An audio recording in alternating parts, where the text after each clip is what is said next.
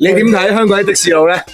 可以再好啲啦。仲有冇啲咩可以改善咧？即係譬如除咗佢態度啊，或者兜路啊、唔識路之外，我覺得可以有電子支付會好啲啦，會幫到手啲咯。係因為有陣時都未必會有咁多 cash 喺手。而家唔興啦，都冇人帶 cash 出街啦，嗬。少啲咯，咁你同埋電子支付你一定有啊嘛，所以就會方便大家啲，又可以少啲爭拗咯。明白，係啦。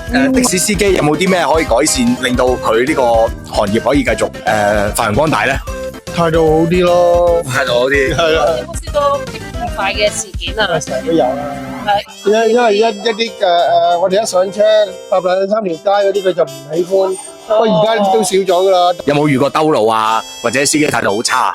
兜路都還好嘅，你兜路都可以即刻少佢啊嘛。試過啱啱失戀，跟住上咗架的士，好想扎站翻屋企，但個司機唔知好鬼 high，係咁喺個的士司機教到最大聲，嘣嘣嘣啲歌，別講少少了，爆開了咁樣。應該睇齊咗。我一路喺度喊佢，一路個司機就係細佬啊，你又識摁喎咁樣，反差都好大喎。係反差都好大咯。嗰程的士嘅體驗係點樣㗎個冇乜嘢，冇乜特別嘅。冇乜特別。 OK，服務態度咧，你覺得佢哋？係啦。我冇點同佢吹水，但係佢唔講嘢咯。好，佢唔講嘢嘅。係咁架車個 condition 係點樣咧？即係你覺得坐舒唔舒服咧？我搭嗰個 OK，我搭嗰啲即係唔係即係俾長者嗰啲啊，大部少少嗰啲嚟嘅，寬敞啲嘅。你覺得咧講的士嘅我係點啊？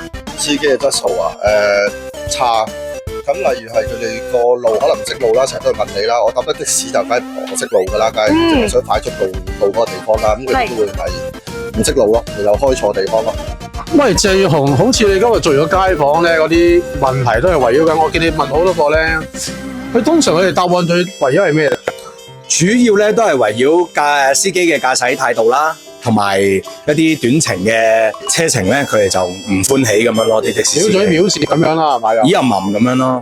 都有好嘅，但係好嘅暫時聽得少啦，比較聽得少啦，就唔可以淨係聽晒客嗰邊嘅。我哋下次訪問的士佬咯，睇下的士佬有咩講，就咁話啦，好嘛？好嘛。